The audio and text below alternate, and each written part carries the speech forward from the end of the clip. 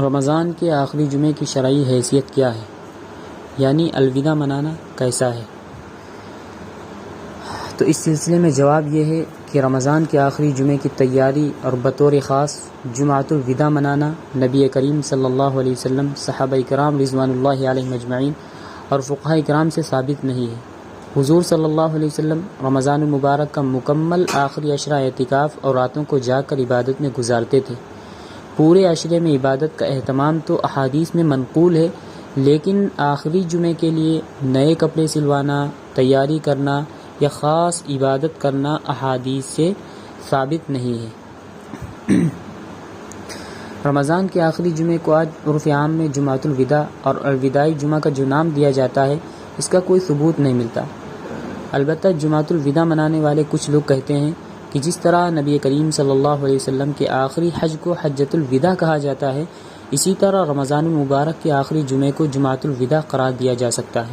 لیکن یہ بات اس لیے بھی صحیح نہیں ہے کیونکہ آپ صلی اللہ علیہ وسلم نے نبوت کے بعد سن 10 ہجری میں پہلا اور آخری حج کیا، اس لیے اس حج کو حجۃ الوداع کہتے ہیں۔ لیکن آپ کے آخری رمضان کے آخری جمعہ کو جمعۃ الوداع نہ آپ نے خود کہا، نہ کسی صحابی نے، نہ تابعی نے اور نہ متأخرین فقہاء محدثین نے۔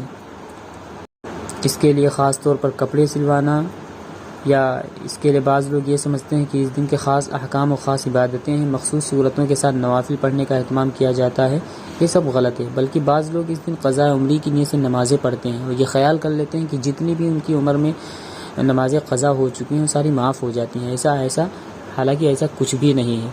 اور خاص طور پہ جو الوداعی خطبہ پڑھا جاتا ہے، جیسے الوداع والفراق والسلام یا شہر رمضان وغیرہ کے الفاظ سے خطبۃ الوداع پڑھنا، نبی کریم صلی اللہ علیہ وسلم، خلفائے راشدین رضوان اللہ علیہم اجمعین اور ائمہ مجتہدین رحمہم اللہ سے ثابت نہیں ہے۔ اس کو اکابر اہل فتاوی نے مکروہ اور بدعت لکھا ہے۔ مفتی رشید احمد گنگوہی رحمۃ اللہ علیہ نے فتاوی رشیدیہ صفحہ نمبر 123 کے اندر اس کو بدعت لکھا ہے۔ مولانا اشرف علی تھانوی رحمۃ اللہ علیہ نے امداد الفتاوی جلد اول صفحہ نمبر 685 میں، اور اسی طریقے سے مفتی محمود حسن گنگوہی رحمۃ اللہ علیہ نے فتاوی محمودیہ جلد نمبر 8 صفحہ نمبر 296 میں اس سلسلے میں اس تعلق سے لکھا ہے، مکروہ اور بدعت۔ اس لیے ان تمام چیزوں سے بچنا چاہیے، اور جیسے عام جمعہ ہوتے ہیں ویسے ہی اس کو بھی رکھنا چاہیے۔ کوئی خاص فضیلت اس کی احادیث سے ثابت نہیں ہے۔ اللہ ہم سب کو عمل کی توفیق نصیب فرمائے۔